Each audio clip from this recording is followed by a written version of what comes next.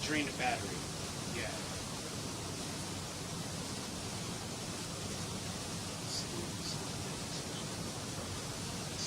It's green this time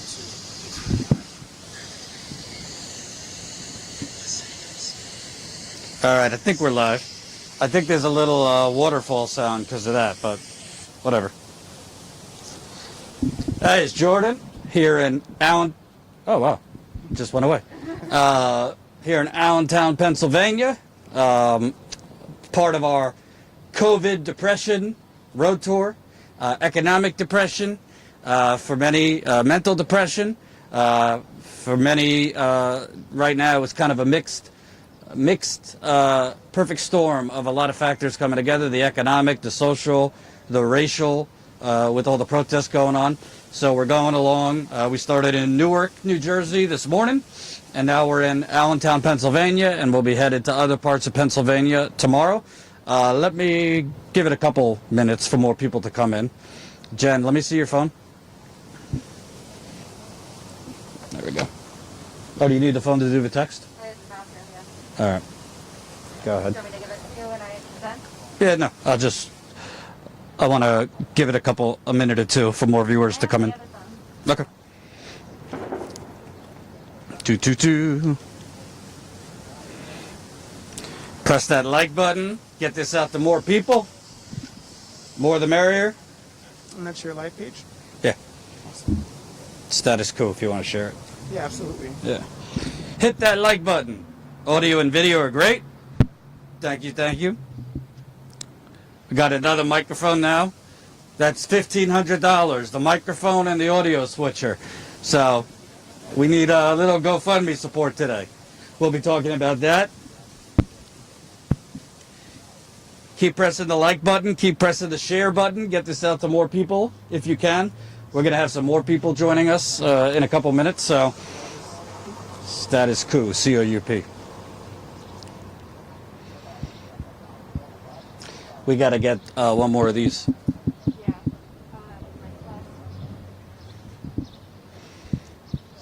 Hey, Jordan. Live. Is about 45 minutes south of me in Lehigh Valley. I'm in the Poconos. Very nice. I do like the Poconos. It's very hot out right now, though. I don't know if I'd want to be there right now. All right. Share this live stream before we start. Press the share button on your social media platforms. Also, press the like button. If you can be so kind, you're free to leave a super chat. It's not cheap going across the United Corporations of America.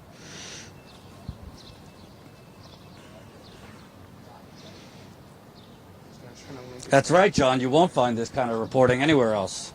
Certainly not on CNN, unless we could directly link Vladimir Putin to Allentown, Pennsylvania.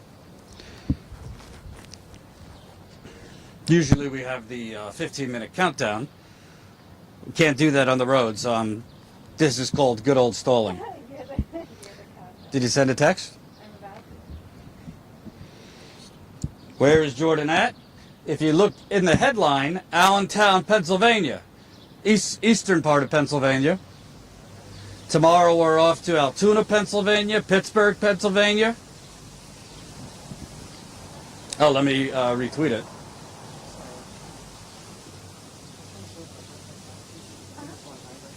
It is on YouTube. Are you on the button? Thank you.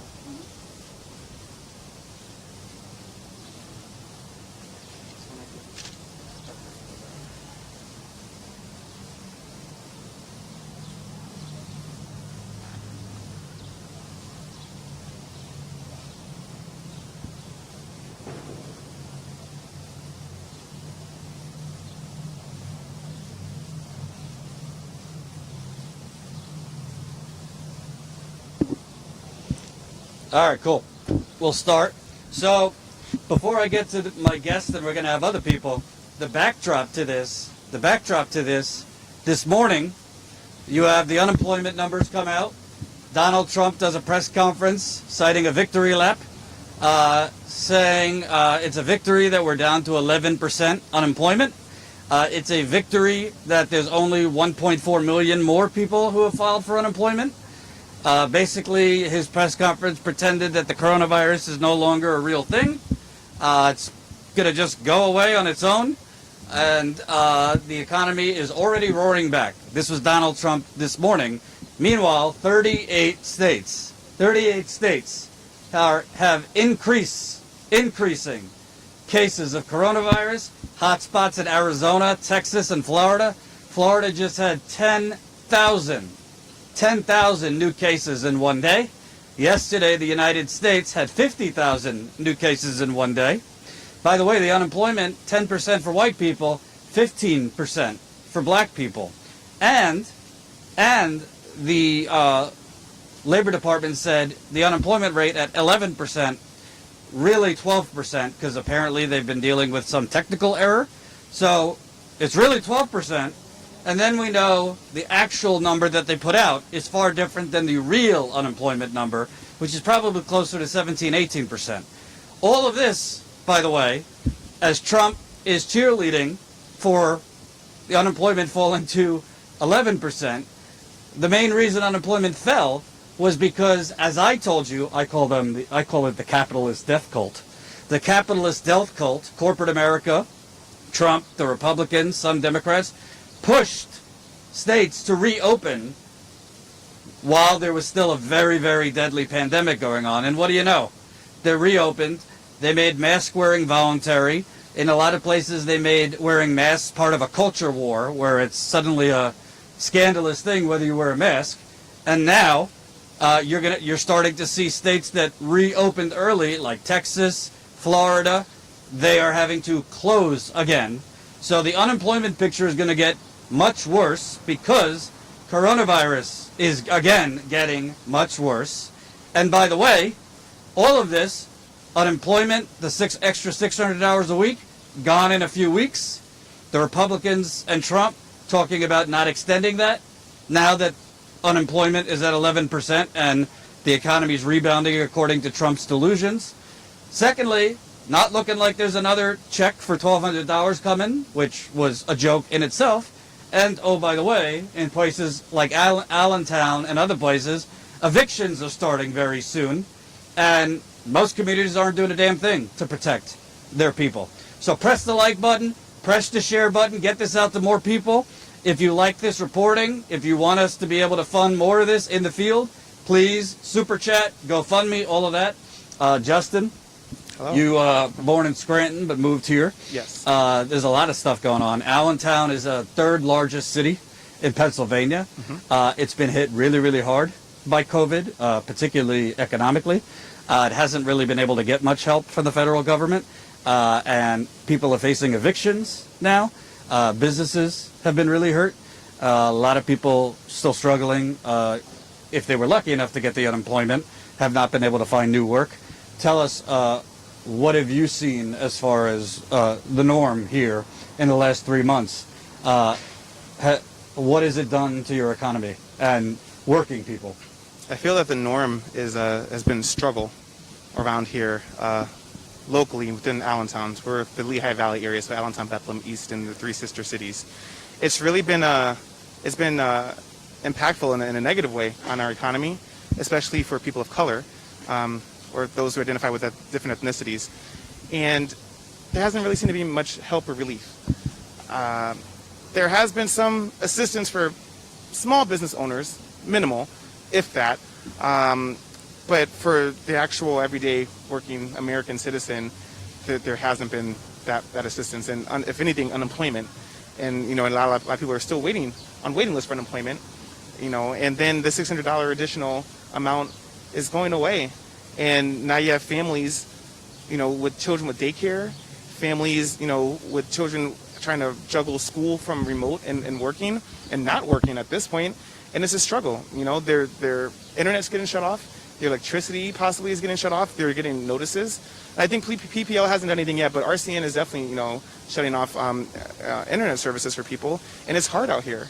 It really is, and it seems like there's no relief or no help from the city, from the state, from national level, especially under Trump's administration. It's just not there for us. And I think something that progressives get, but the larger population doesn't get.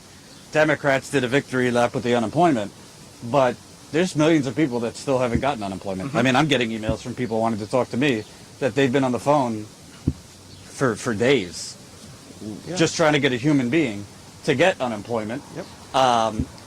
So not everybody has gotten the unemployment, Nope. and that unemployment is supposed to run up at the end of this week, at the end of this month. And now, I mean, reports are, because of today's job numbers, which Trump is saying are amazing, that the Republicans and Trump are not going to extend the extra $600. So, if They said dead on arrival. right. So if people are, I mean, the rent moratoriums are up. People in most cases are going to have to back pay, because it's not like rent was canceled. It was a moratorium. So they're going to be, landlords are going to be looking for back pay, plus you getting on time with your rent. The other thing is, I mean, children are at home, so a lot of parents are having to decide between if they could get their job back, what do you do with your kid, because summer camps are largely closed, schools have been closed. The other thing, here in Pennsylvania, you already have the problem of many jobs being offshored. Trump obviously won Pennsylvania, promising jobs coming back, but a lot of the jobs are in, restaurants, things like that, and they're reopened, and they might have to close again. So tell me about, there's basically the people who can't find a job, and then the people who have had their hours cut. Yeah, so the people that can find a job, I mean, it's everyday people. Like even my barber, he has to try to cut hair from his apartment because the barbershops are closed, I mean, they literally just reopened on Friday from March. So, and he was waiting for unemployment. And that's his story is the story for a lot of other people here in Allentown, Bethlehem, and East End. And, these people have children. And, with children being home from school, cost of living is going up. Where you go to school and you get lunch, or maybe, in some cases you get breakfast in that school program, if that's not there anymore, now your food cost is going up. So there's so many different running items that are working against people. And really, I mean, let's be honest, a $1,200 check is only, some people make that, or almost not even make that within a biweekly paycheck period. So to be out of work since March, and then to have a one-time stimulus check, and then when you look to your government for assistance, relief, like, hey, we're struggling here, we're about to be kicked out, families with multiple children, and no second stimulus, no additional assistance. I know Allentown freed up some funds for small business owners. I think they had like $5,000 grants, but the majority of the people out here do not own businesses. The majority of people out here are working paycheck to paycheck. And when it's hard enough trying to save any money working paycheck to paycheck, so now when you take that paycheck away, how are you surviving? You're not. And there's no real answers from any leadership. Yeah, let's talk about that. So it's locally run, Democrat council, Democrat mayor. What's been the response of them to people like you and working people saying, we're screwed if you don't extend this rent moratorium. We need more help than $1,200. The unemployment offices are overrun. What have they been doing? They've been complaining about fireworks. If I can be honest. I mean, we're being honest here, right? And who's the mayor here? Is it Democrat? The mayor's Democrat, O'Connell, but to be honest with you, just because you're a Democrat, it doesn't necessarily mean that you're pushing everything the right way that it's supposed to be pushed. We had a city council meeting, and they were really fired up over fireworks. And, we're like, okay, well, what about unemployment? What about, our unsheltered neighbors out here and the homeless issue that we have in the city of Allentown? What about, people that might be evicted? Not might, are going to be evicted, when this moratorium is up.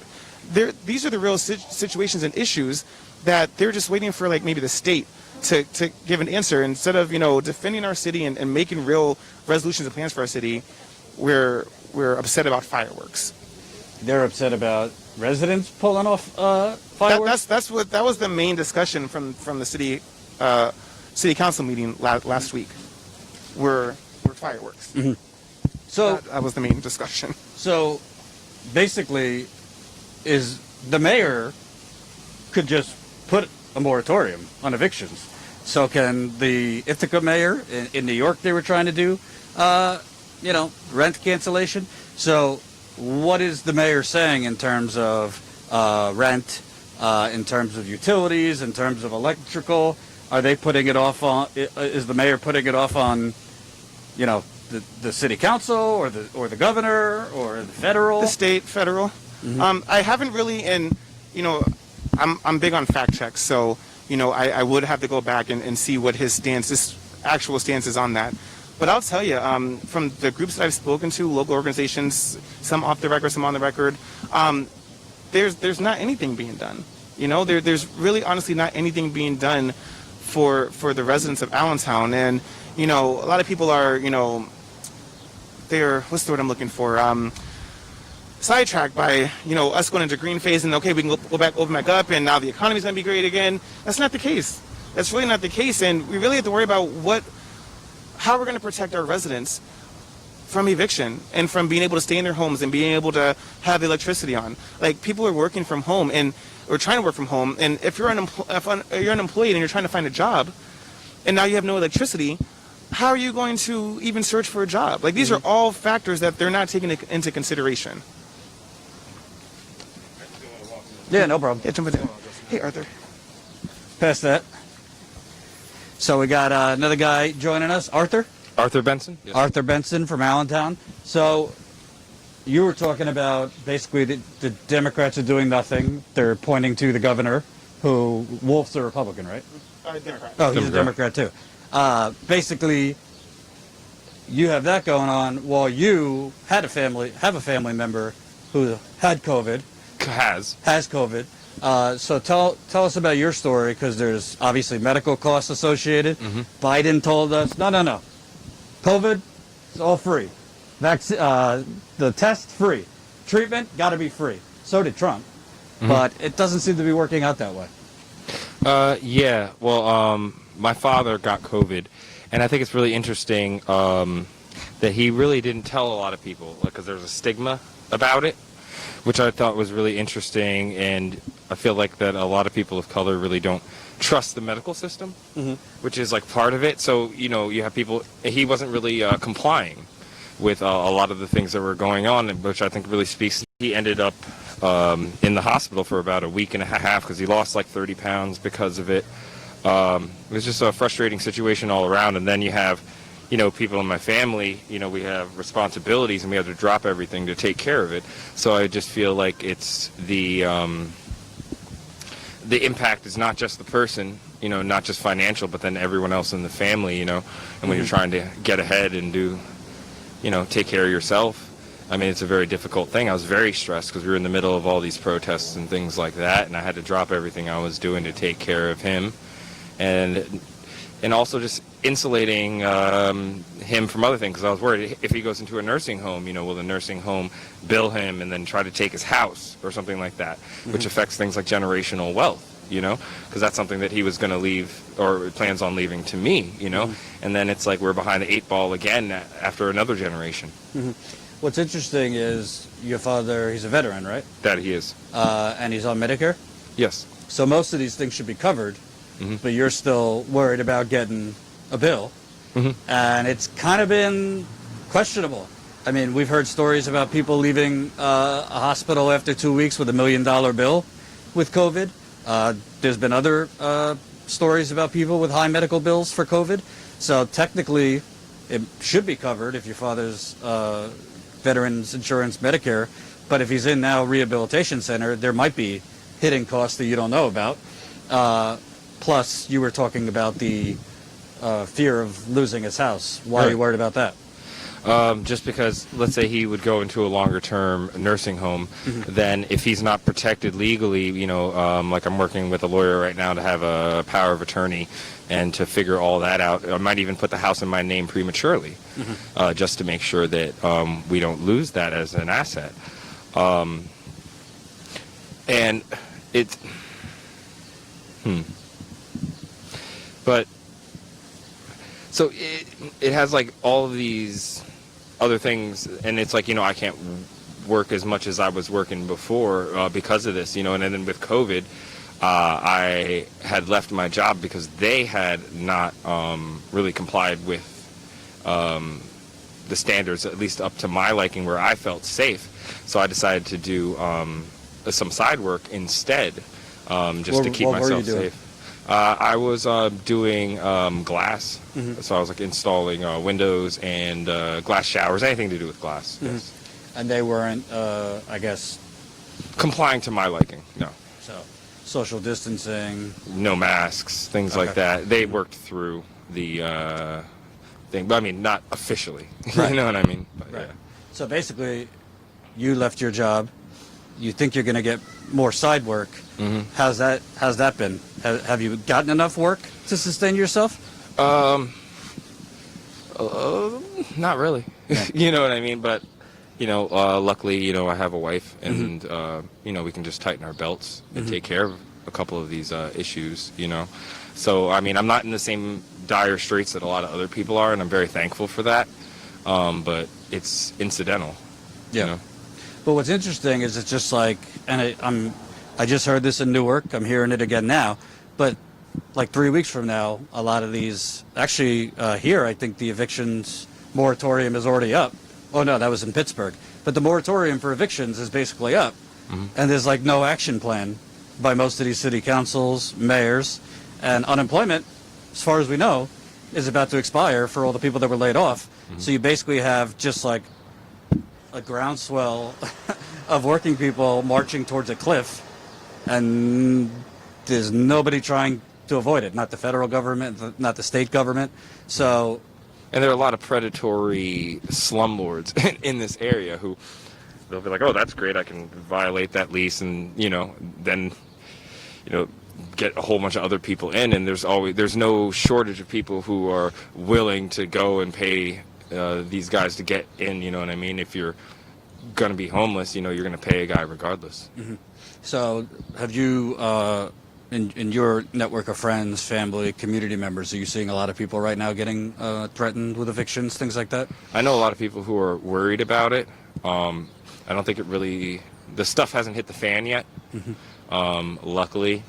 But I know a lot of people are worried about it. It's prevalent on everyone's mind. Every time I'm talking to somebody, they're talking about money. They're talking about what's going on with their job, whether their job is responding in a way that's responsible, or they're talking about. I mean, especially I used to work in restaurants a lot, and I couldn't imagine being a server right now and being forced to do all this gear and all this extra stuff. I mean, there's a whole another added layer to everything that everyone was doing. People were stressed out before COVID, and pushed to the limit, and now, to add all this extra extraneous stuff is troubling.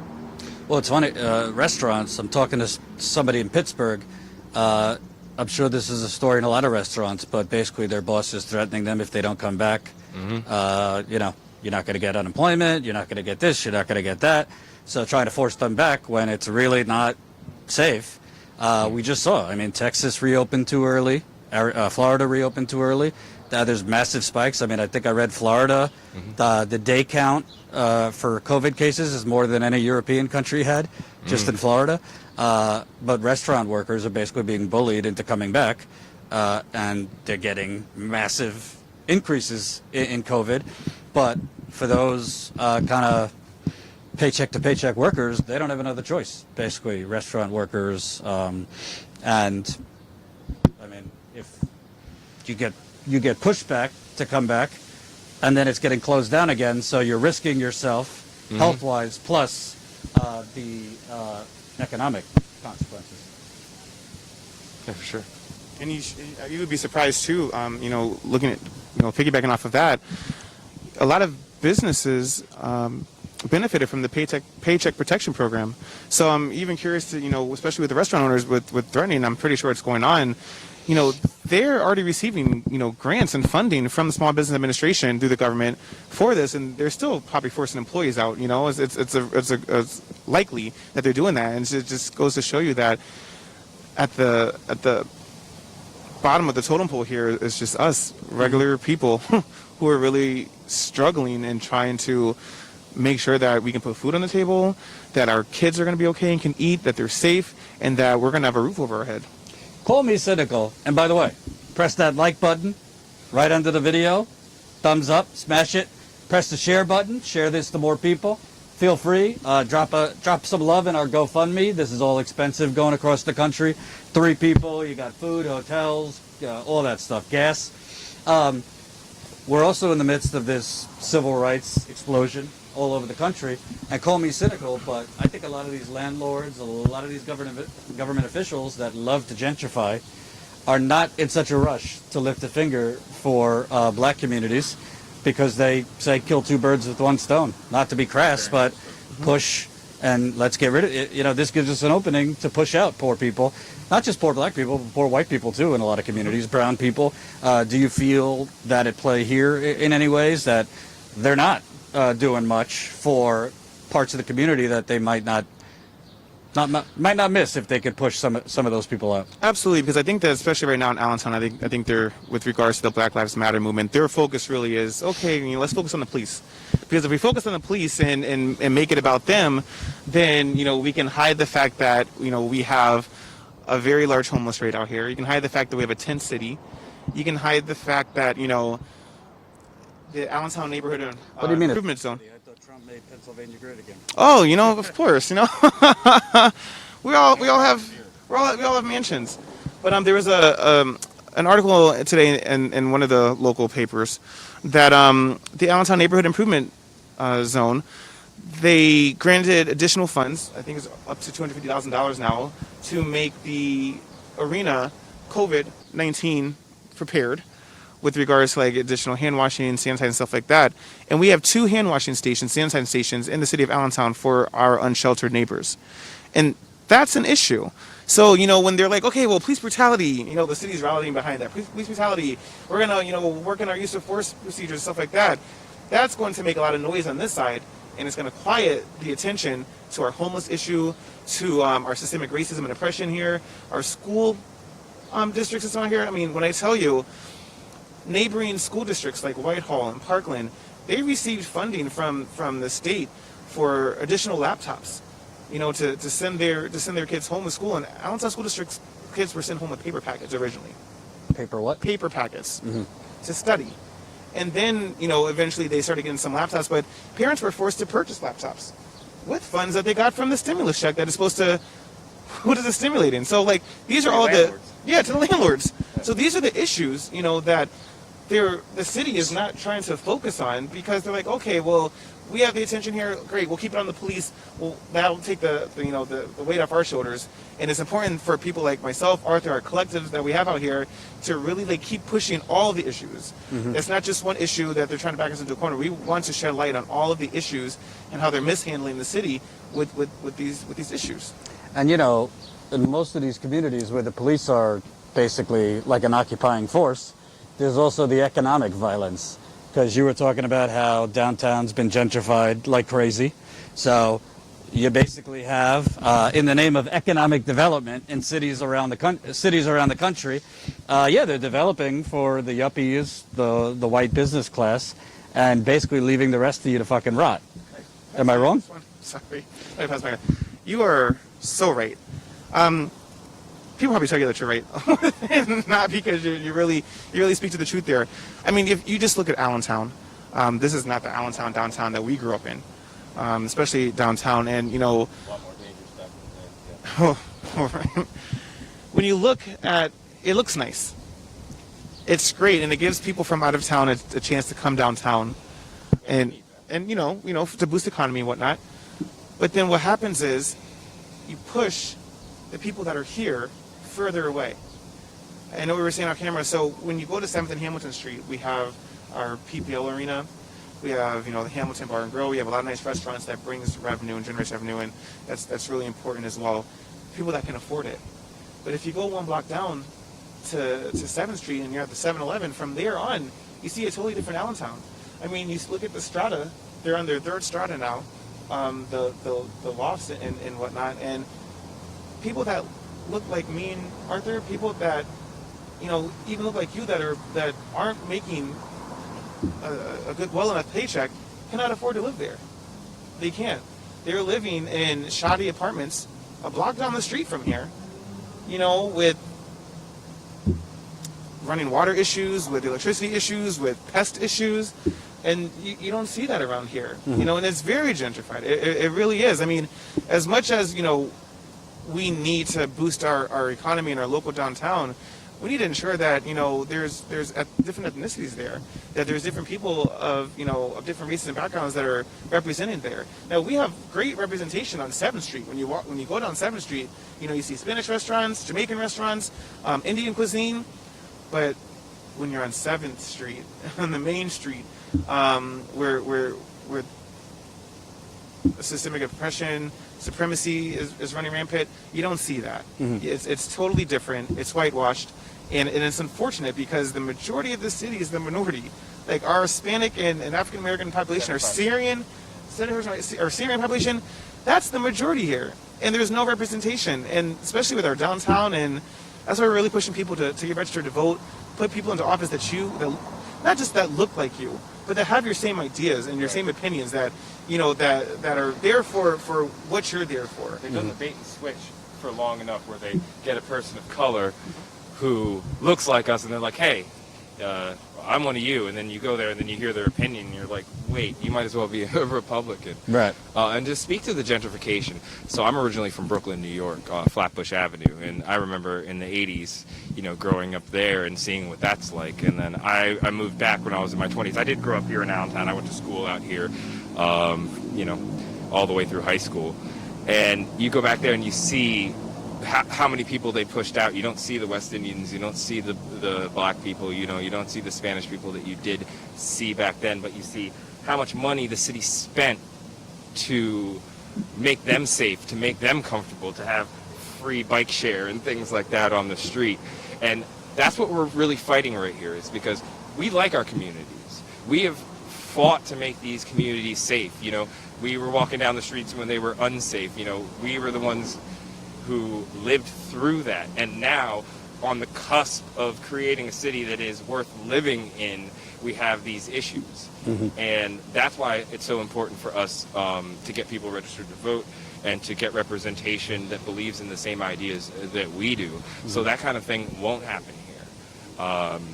There's a lot of powers and a lot of money against us, people who are buying up large plots of land and planning development, you know, and siphoning off resources that could go towards the average Allentonian rather than businesses who are sucking it up, you know, and they have all these grants and all of this money to subsidize these businesses, and they're failing one after another and one after another. But when you have these moneyed people who are behind these, they're just like, okay, that's fine, that one will fail, and then, you know, one of these is going to take eventually, you know, and we just want to be here. We just want the piece of the pie that we deserve. We've been here since the beginning of this country. I mean, my ancestors were slaves, you know, we built this country for free, you know. I have family that was military, and they fought for this country and came back and did not get the same promise and the respect that they were promised at the beginning of their service, you know. So Thank you for the super chat. Jim, $10. I want to be bailed out by the public government instead of predatory privateers. It should be better. It should be better that way. Only the private sector predators, aka the Republicans, are howling about that, and some Democrats. You'd be surprised. Keep it coming. By the way, GoFundMe would be very appreciated. I don't know what we're at, Jen, but we're close. It's not updating for me. Oh, it's not updating. All right. We'll put the link in. If you could leave some funds in the GoFundMe, this is all very expensive. We're headed to Altoona, Pennsylvania tomorrow, then Pittsburgh, then Ohio. It's going to be great. So what I find, keep pressing the like button, share the live stream. What I find also interesting is, you know, Allentown has a massive budget shortfall right now, like a lot of cities do, but Allentown has a big budget shortfall. Well, if you weren't giving tax breaks, tax abatements to all of these developers that come down here, it's like South Bend, Indiana, it's like Detroit. They basically sell out, you know, cut programs, cut public services so that they give massive tax breaks, massive tax abatements, basically pay companies to come here to beautify a 5 to 10 block, you know, perimeter. Say, oh, we're downtown, we're back. This is the blueprint everywhere. And then when something like this happens, oh, the city has no money, right? And the Republicans and the Democrats voted on this shit sandwich first bill, the corporate bailout, which the first order of business was bailing out all of corporate America. And now Democrats are like, oh, we want to give $1 trillion to cities and states. Well, they could give us $1 trillion to cities and states. That money's not going to go to you. Giving a trillion, or making available $1 trillion a day to banks. The Federal Reserve, yeah. Yeah. I mean, obviously that's not the government proper, but it shows you where their priorities are, you know, and people's quality of life has really gone down. It reminds me kind of what happened with Cortez in Queens, when Amazon was going to come in and they were trying to give them all this money for this, and she's like, they don't need the money. They're, you know, Jeff Bezos is the richest man in the world. I think that he can take care of this. And keep in mind, we have Amazon around here, and how can you be the richest man in the world and then people are still living on welfare who are working for you? Right. But to speak more to what I was saying about in Queens, when they were trying to do that distribution center, they offer them all these funds, and Cortez was like, no, don't give them these funds. Yeah. And everyone was all up in arms. Oh, you know, you're destroying jobs and this and that. But guess what happened? A couple months, and they realized, they were like, okay, we're going to build it anyway. They don't need these funds. These are money people. It's the people who are on the bottom, because they say, oh, pull yourself up by your bootstraps. But that was originally meaning something that was impossible, because it is impossible. Right. And, you know, it's only welfare when it's given to poor people. So. You know, you mentioned trying to get people to vote, but federally, I don't see much hope. Obviously, you got Trump. I'm a white guy, so I understand from a black person's perspective, he's more of a threat to black people and brown people than white people. But at the same time, what's Biden advocating that's going to change this community? You know, basically it's like, oh, I'll read my intel briefs. Oh, I won't tweet.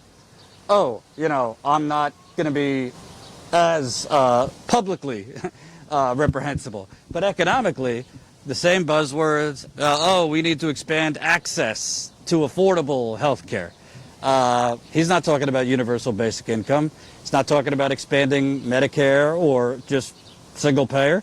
You look at European countries that are not having massive increases, they have single payer programs. People aren't afraid to go get treatment.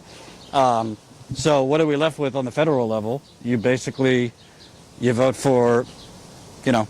The lesser of two evils. Yeah, Exactly. I'm not a big fan of Joe Biden. I wasn't planning on voting for him until all of this happened, and I realized what Trump was willing to do to the American people.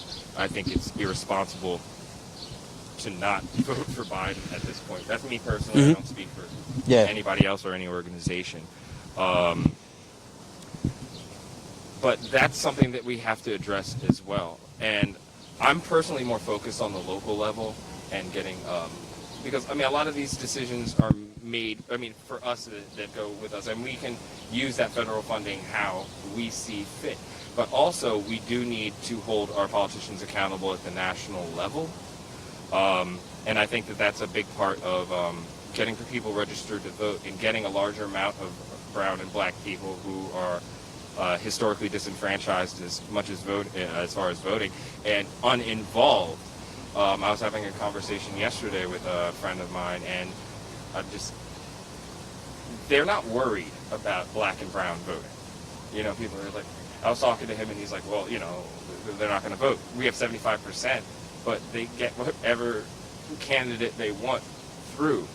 And I think that Justin and myself, we have a lot of conversations about that and how we're going to change that and how we have to frame the narrative differently. And we have to build a trust out of a community that has absolutely no reason to trust that voting for these candidates will work. And I think that's what it is.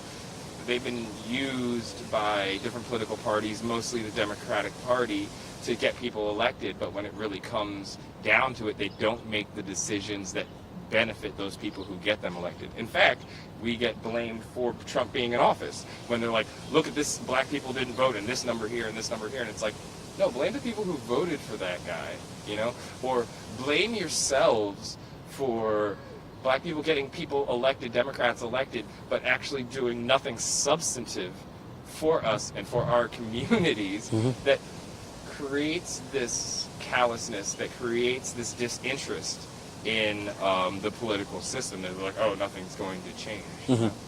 What do you think on the local level? I mean, what could people do? Because basically you're facing economic Armageddon in 3 weeks. I mean, the evictions, the moratorium's up. Unemployment ends, I think, July 31st. I don't see Trump and the Republicans extending it. Stimulus? No Right. second, yeah, we were talking about that. No second stimulus. If they do anything, it's going to be, if they do anything additional, it's going to be small ball. Trump seems to be totally fine, just living in an alternative reality, pretending COVID's not really happening. Yeah. Just looking at art. And honestly, I said at We're the time, doing great. I said at the time, this is like a capitalist death cult, because they're urging, and a lot of Republicans and some Democrats were reopening economies during a pandemic with no vaccine. You're reopening economies, yet you don't have enough customers to basically meet overhead at most places. But they wanted to reopen the economies just to get the numbers up in an election year. So, And then argue with the governors. and then argue with the governor. So basically, what are people to do? Because you hear these words like organize and keep protesting and things like that. But at the end of the day, if Allentown, if the city council, the mayor, if the state isn't doing anything to extend moratoriums, frankly, you can extend the moratoriums, but if you're not just canceling the rent, who the hell's going to be able to back pay? I mean, you're talking 4 months. That's thousands of dollars that people are still going to be on the hook for. Yeah. So, I mean, you could be looking at a massive increase in homelessness, massive increase in debt. Go down the list of negative consequences, and it doesn't really seem. All I see on TV right now is more bullshit about Russia. Today, Jeffrey Epstein, which is scandalous. I'm not hearing the economic reality represented in the media. Like Arthur was saying, especially if we start at the local level, because the trickle-down effect from the federal government is not going to do it for us. I think it's really important, especially with us in our collective and the grassroots movement that we've been doing. There's been a lot of momentum behind the Black Lives Matter movement, because it's like, okay, enough is enough, right? And I feel like, in a sense, especially here in our city, and it's catching on, is that we're putting local politicians on notice, right? So we are, like, when we're saying we're organizing, like, we have a collective here in Allentown, and it's a really strong movement that we have momentum. And a lot of it is education and empowering ourselves and empowering our people. And when we say, like, our people that look like me and Arthur, people that are poor and white in Allentown, Bethlehem, East End, because that's, the money people are not worried about them either, regardless of, if they're white or not. But This isn't a race thing. We're Yeah. not racist. Yeah, We're here to help white people as well, and I think that's what gets missed. and that's part of the narrative that people are, these Black Lives Matter, they're black supremacists or this or that and whatever. And it's like, no, we have white people with us now, and those allies are one of the reasons why we are feeling so confident, because there has been a paradigm shift in the culture of America and people educating themselves to the history of racism.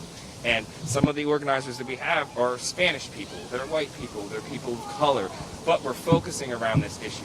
What I like to say is that this is really a class issue, but the problem is that we have race in the way, that race has been used to divide people.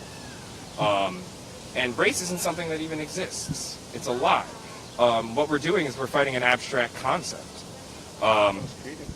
But once we can address this, and then we realize that, a poor black guy who lives here in Allentown realizes, hey, wait, it's not the white guy who lives in West Virginia who's really my issue. And then that white guy in West Virginia goes, hey, wait, it's not the black guy in the inner city who's really my problem. And we can get people together and united and to realize that their interests are the same, then their natural gaze will go towards, wait, our enemies are also the same. Right. And it's really important to, like we were saying, like putting the local politicians on notice. We are organizing internally. We know election dates. We know who's up. We know who's not up yet.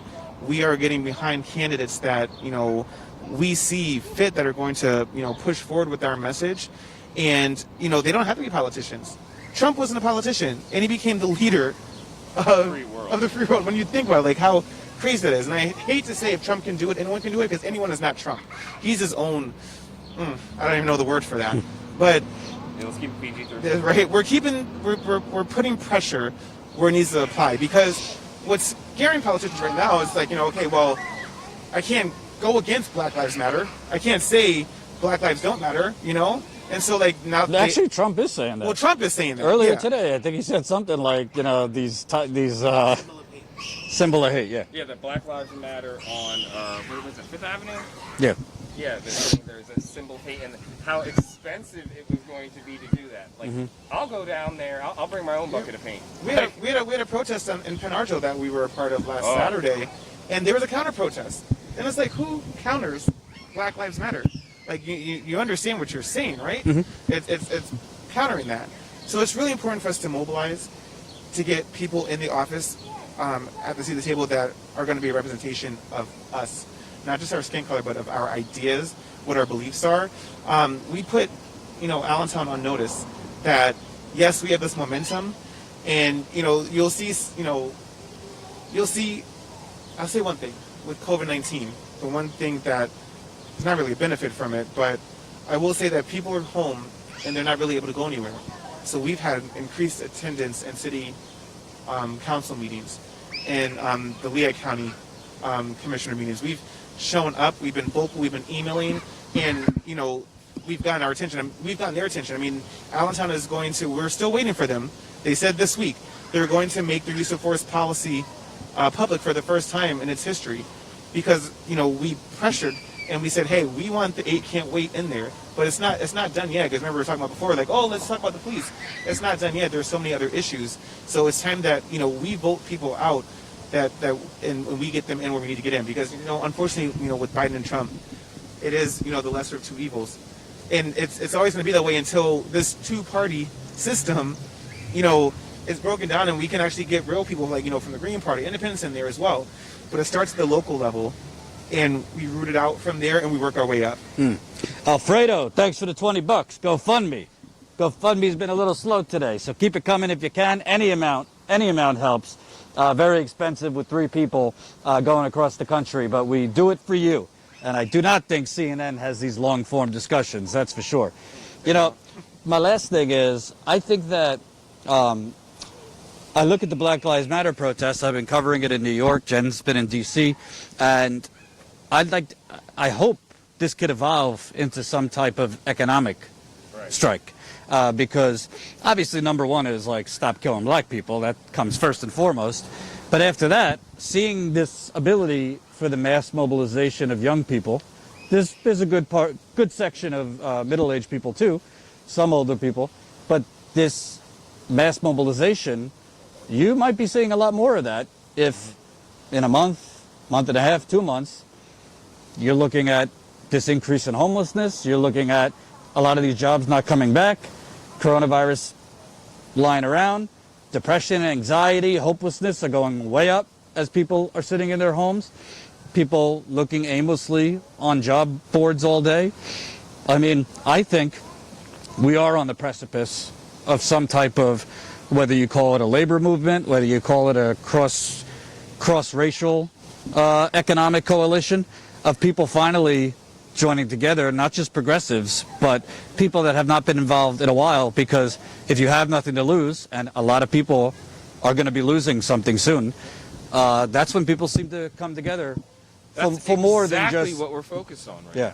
And they're expecting us to lose momentum, to lose interest, to be given or to be swayed by performative gestures like changing a person on a syrup bottle. And that is not what we're interested in. One of the major focuses that we have and that we talk about is concrete action. Like, what are we doing after this? We're not just marching screaming into the sky, going home and patting ourselves on the back. We're getting people registered to vote. We're educating people on the history of racism. You know, we're having a lot of conversations with different people. I myself had more positive than negative when people come and start talking to me, especially white people who are like, oh, I don't support the looting and this. And I'm like, well, looters are looters and protesters are protesters, and that is getting a lot more de-emphasized right now because we are focusing on concrete actions. Whether that be holding police departments accountable for the violence that has happened and their abuse of power, or for politicians who are not holding these police departments accountable. Whether it be letter writing campaigns, or like most importantly that we're focusing on is getting these local politicians, whether it be city council or anything like that, changed, because they're not interested. In our city council, at one point it was predominantly ex-cop here in Allentown. Now the president of the city council is an ex-police officer. Now there's 2 members. They are both up for re-election in 2021. So this is very important to us because you know where their sympathies lie, you know. And this isn't to say we're not anti-police, but we're anti-police culture the way that it is right now. You know, we want to fund social workers to go out and people who are going to de-escalate situations. They want to get good numbers. Like, no, we're trying to decrease crime. You know, and it's counterintuitive to creating a safe society to look at law enforcement in that way. They're supposed to be peace officers, not policy enforcers. So. And especially picking up on that too, you know, when we're talking about what can be done locally, you know, with the city budget in Allentown, a lot of people, you know, the phrase defund the police scares them. So what we try to do and what we aim to do in any of our rallies and when we speak is, you know, really educate on what reallocation of funds is. And it happens all the time in suburbs. You know, it happens all the time in suburbs. And really what that is it's the power of the mayor and the city to allocate, and we're not talking about salaries or wages. We're talking about additional funds that can be reallocated from the extensive police budget to local communities and organizations. When we're talking about allocation of funds, you know, if there's a dispute with your neighbor, you know, I would rather have, you know, maybe a social worker come out, or, you know, a therapist come out. There's a mental health issue. I'd rather have, you know, a psychologist or, you know, a psychologist come out instead of a police officer who's most likely not going to be able to de-escalate the situation because they don't have the training. And like we always say, you know, they could sit through an 8-hour workshop on diversity, or, you know, how to you know, handle accordingly people with mental health issues, but that's not the same as, you know, a person who has a degree in that field, who's gone through clinical trials, who's gone, you know, through the extensive research and the actual real data, you know, with live people, to go through that. So when we talk about things like that, like what can we do locally, it starts at City Hall. It starts with the mayor. And, you know, like Arthur was saying, the president of the city council is an ex-cop. You know, there's 2 people on there, and they are for re-election. And it's just like, there's no sympathy there. And the president of the city council, Darrell Hendricks, went on record with the local newspaper and said that, you know, he wouldn't even consider anything coming across from any city council members with regards to reallocating funds away from police. And yet they get this police. What is it, $70 million to budget right now? Right. And I think they were thinking about getting a $40 million tank. Yeah. Don't quote me on that. That's what I heard. Well, this is what happens. Like, you know, we have to get community members in city council. We have to get behind these candidates. We have to really push for this and get these ideas out there, because it's not radical. They might think it's radical, and, you know, sometimes you need to be radical, but this happens all the time in the suburbs. You know, they're reallocating funds for community centers. They have nice swimming pools, you know, and that's not the same in Allentown, and that's what needs to change. And that's why we're so fired up, because it has to start here. We can't expect Trump to do this for us. We can't expect this on the national level. We have to start at the local level in our own neighborhoods, in our own communities, with our own city hall, hold our own mayor accountable, who's not really doing a good job on this, and it's time to vote them out. Get people in there that are going to push it's logical. It's not, in a sense, it's not even bipartisan. It's human decency to, This is not a political yeah, it's not. It's a human issue. We may be using politics to get this issue across, but that's the way America works. This is a human issue. Yeah. Thank you guys for taking the time. I hope to see some political changes possible. You will. Will we be seeing either of you run for anything? Justin Parker for mayor. That's what we said. Justin Parker for mayor, maybe. Thanks for taking the time. And by the way, I mean, we're going to a bunch of different places, but you're going to start seeing a pattern of the same exact topics coming up, because the racial divide, the racial oppression, from the brutality physically, murdering, to the economic brutality, to the total different worlds between the suburbs and city propers like this. You're seeing it across Pennsylvania, across the country, and the holes in the system are now very, very visible because of COVID. So that's what we're trying to show. Definitely listen. We ask a lot of you because we don't take any money from the corporate fuckers. No money from the banks, no money from the fossil fuckers, no money from Big Pharma, no money from Silicon Valley, big real estate, none of it. We're funded by you. I mean, we fortunately, knock on wood, we're not like hanging off a cliff. We have lost a lot of paid members because people are losing their jobs. So they've had to cancel their membership, stuff like that. So that's why we are doing the GoFundMe, because we need to, the only way you could fund this reporting, if you're not a sellout and you don't take money from the fuckers that are going to try to water down your message, the way you cover things, is by just going straight to the viewers. So if you like the reporting, if you like the conversations, we're literally booking people on the fly. So I'm talking to people in Pittsburgh, Altoona. Jen's talking to people in Ohio, possibly going to Louisville, Kentucky, where obviously you have the Breonna Taylor murder, and those cops have still not been arrested. We definitely need more funding because it's expensive. We got Jamal, Jen, myself. So definitely, if you got a couple bucks, drop it in the GoFundMe. We've been dropping that link in there. Jen's going to make a custom fundraising page for the trip. We'll have that up probably tomorrow. And subscribe to the channel because we're almost at, what are we at, 84,000 almost? Yeah. We're almost at 84,000, so if you haven't subscribed, subscribe. And spread the coup, C-O-U-P. Tell your friends, tell your family. I don't really see other outlets out, like literally driving across the country during the pandemic, talking to people, finding out what's going on. It's very important, because if you don't have that, all you're going to have is CNN, MSNBC, the New York Times, talking about the latest Russian stuff, talking about whatever obscenity, terrible thing Trump did today, and like the communities are left silent. Because the local media, they're not doing it either. I assume the local media is not heroes They're here. not treating us kindly. No.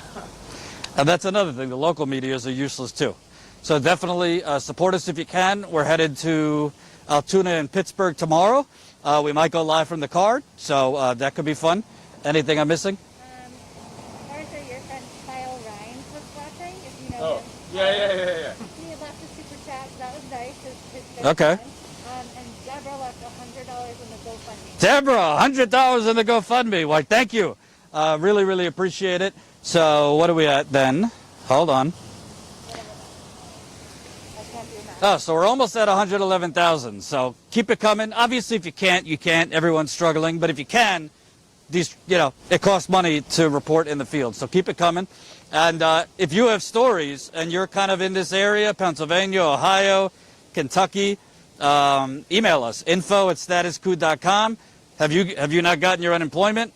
Are you being threatened at your job during COVID? Are you being threatened with eviction? If you got a story, send it to us. We're kind of booking this on the fly, but we're open to talking to as many people as we can. If you have COVID, please stay away. If you think you have COVID, please stay away. I'm not trying to get that again. What? Henry and Gerald in the GoFundMe. Oh, Henry and... Gerald. Thank you, Henry and Gerald. Gerald is a new viewer who found us last week. So Oh, Gerald is a new viewer who found us last week. And by the way, we've been finally, hopefully YouTube's not listening to screw us again, we've finally been growing a little bit quicker on YouTube. Couple thousand new subscribers the last few weeks.